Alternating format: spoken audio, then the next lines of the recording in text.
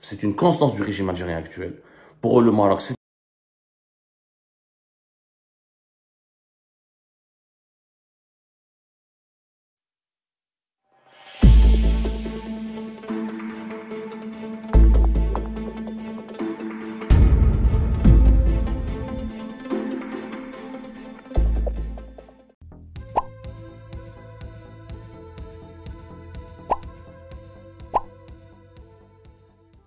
السلام عليكم متابعي قناة أخبار الساعة. تتعرض القناة يومياً إلى كم هائل من التبليغات أدت إلى الحد من انتشار الفيديوهات. المرجو منكم دعم قناتكم التي تعنى أولاً وآخراً بالدفاع عن المغرب وتنوير الرأي العام بكل ما يتعلق به بخطوات بسيطة هي كالآتي: تسجيل الإعجاب بالفيديو، الاشتراك في القناة، وتفعيل التنبيهات، ثم التعليق على الفيديو، وشكراً. jamais, et sur lesquels il n'a jamais négocié, et qu'il n'a jamais abandonné. Ces constances sont l'unité idéologique. Pour eux, Khan Nizar, qu'il soit criminel de guerre ou pas, qu'il soit corrompu ou pas, parce qu'il s'est enrichi, parce qu'il a laissé ses enfants faire des entreprises, comme beaucoup d'autres, comme les enfants de Gaïd Salah, comme la majorité des enfants, il a les familles, il a des généraux qui sont emprisonnés. Malgré tout le cas, son caractère, son sale caractère, ses sorties polémistes, ce qu'il a dit, ce qu'il a voulu, comment il avait son bras de fer contre le Gaïd Salah en 2019, ses sorties contre le Bouteflika durant 15 ans, malgré ses relations tumultueuses avec la population algérienne, ses relations tumultueuses avec l'opinion publique internationale. Yibqa, pour eux, Khan Nizar, l'un des ciments de l'unité idéologique du régime. C'est quoi l'unité idéologique? Pour le régime algérien, ce qui s'est passé pendant la décennie noire était totalement justifié.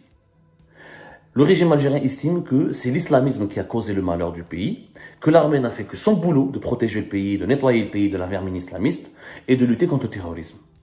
Et que Khan Nizar, de ce point de vue, est un héros, et que tous les militaires de l'époque sont des héros. D'ailleurs, tous les généraux que vous avez vus aujourd'hui à la cérémonie d'enterrement, Ben Ali, le général de corps d'armée Ben Ali, le Saïd Chengriha et les autres, ont fait la décennie noire, ont été sous le drapeau, là, ont porté l'uniforme pendant la décennie noire, et beaucoup d'entre eux, sous la direction, sous l'égide, sous le commandement de Khan Nizar. Khan Nizar a été le patron et le commandant de plusieurs, y compris le Saïd Chengriha, l'actuel patron de l'armée. Pour eux, la décennie noire, il n'y a pas de remise en cause. C'était un combat contre l'islamisme, le pays était en danger, le régime a bien fait d'interrompre le processus électoral, il y avait des morts, les morts ont été causées davantage par les islamistes que par l'armée. Le récit du régime est tel quel. Le pays a lutté contre l'islamisme radical et l'Algérie est l'un des pays pionniers avant le 11 septembre aux États-Unis, avant Daesh, avant Al-Qaïda, avant tout ce que avant la guerre en Libye, l'Algérie a été pour eux le pays pionnier qui a lutté contre le terrorisme et qui a été le laboratoire à ciel ouvert de la lutte contre le terrorisme. Ils ne transigent pas là-dessus. Le régime algérien a une unité, une unité idéologique. Les mecs ne se relâchent pas. Il y a des points, c'est ça la force du régime algérien, c'est que la population, l'opposition notamment, et même les intellectuels n'arrivent pas à comprendre ce régime. C'est un régime hermétique. Très compliqué, mais vraiment très compliqué, hermétique. Et les gens ont du mal à le comprendre. Ont vraiment du mal à le comprendre. Pourquoi ils ont du mal à le comprendre? Parce qu'ils ne connaissent pas ces constances. Parmi les constances du régime algérien, la légitimité révolutionnaire, c'est la révolution, l'héritage du 1er novembre. Pour eux, même si on sera dans le monde de 2050, il faut voir le monde avec les années à l'indépendance, avec la guerre de l'indépendance. Ils regarderont toujours le monde avec les yeux et avec l'héritage de la guerre de l'indépendance. L'anti-marocanisme, c'est une constance du régime algérien actuel. Pour eux, le Maroc, c'est un ennemi, il sera un ennemi. Alors pour certains, c'est un ennemi qu'il faut combattre avec agressivité. Pour d'autres, c'est un ennemi qu'il faudra gérer et avec lequel il faut surveiller. Mais pour le régime actuel, là, par exemple, c'est un ennemi absolu contre lequel il faut lutter avec beaucoup d'agressivité. L'anti-islamisme, le contrôle des libertés publiques, dans la liberté d'expression, le contrôle de l'alternance au pouvoir. Et donc, les constances du régime sur lesquelles tous les dirigeants sont d'accord. Quel que soit leur clan, quel que soit leur intérêt financier, ils ont une unité idéologique, ils réfléchissent de la même manière. Et pourquoi ce régime n'est jamais tombé? Réellement. Parce qu'en face de lui, il y a toujours une opposition qui n'a jamais eu une unité idéologique. La seule opposition qui avait une unité idéologique, c'était l'islamisme. Or, l'islamisme, il a sombré dans la lutte armée, il a perdu la guerre, et c'est pour ça que le régime a gagné. Et l'erreur de l'islamisme était de basculer dans la lutte armée. Eh bien, le régime l'a bien eu, il a gagné. Aux armes, c'est le régime qui était le plus fort, il a gagné. Mais aucune opposition en Algérie n'a une unité idéologique.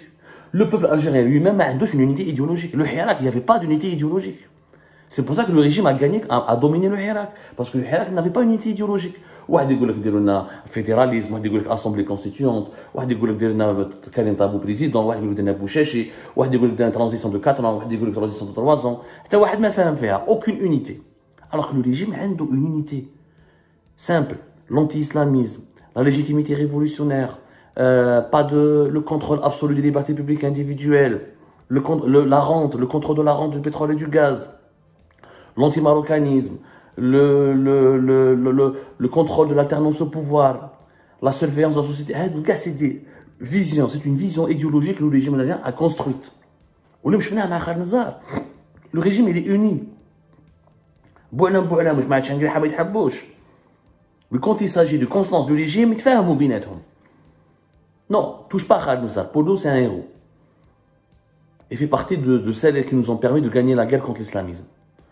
L'islamisme, pour eux, la décennie noire, le régime aurait pu s'effondrer. Il ne s'est pas effondré, il a gagné. Il faut célébrer leur héros. Le régime a célébré son héros aujourd'hui. Et non pas célébrer Abdelaziz Bouteflika, parce qu'Abdelaziz Bouteflika n'est pas un héros pour eux. Il est venu après la décennie noire, il a voulu dominer l'armée, il a voulu démilitariser le régime, il a voulu restaurer certaines libertés publiques, et à cause de lui, il y a eu le Hirak. Donc, pour Bouteflika, il est devenu gênant. Il est devenu un héritage gênant. Parce qu'il a trop duré, à cause de lui, il y avait les oligarques, à cause de lui, il y avait le peuple s'est révolté, à cause de lui, la situation est devenue incontrôlable, et il n'était pas trop répressif, il n'était pas trop dans la persécution. Ce n'est pas le cas de Khaled Nazar. Vous voyez la différence? Les différences, ya jama'a. Vous devez comprendre qu'aujourd'hui, nous avons Khaled Nazar, comme on s'est dit, il a été inhumé à cimetière Tel Alia. Et on a vu tout le dispositif officiel, tous les hommages officiels, et la forte présence de tous les officiels de l'État et du régime. Contrairement à la mort de Abdelaziz Bouteflika, rappelez-vous, elle est passée pratiquement inaperçue, dans une petite cérémonie, mais franchement honteuse même pour un ancien président de la République. Vous rappelez-vous bien, quand Bouteflika était mort le 17 septembre 2021, Khaled Nazar, rien à voir. Tout le monde était là. Le général Toufiq, Saïd Chengreha, tous les hauts responsables de l'armée, son bras droit, son directeur de cabinet, le cerveau du clan présidentiel, qui ne s'entendait pas avec Khaled Nazar. Je fais mon lait. Khaled Nazar de son vivant, il n'appréciait pas du tout Boualem. Et Boualem, la même chose.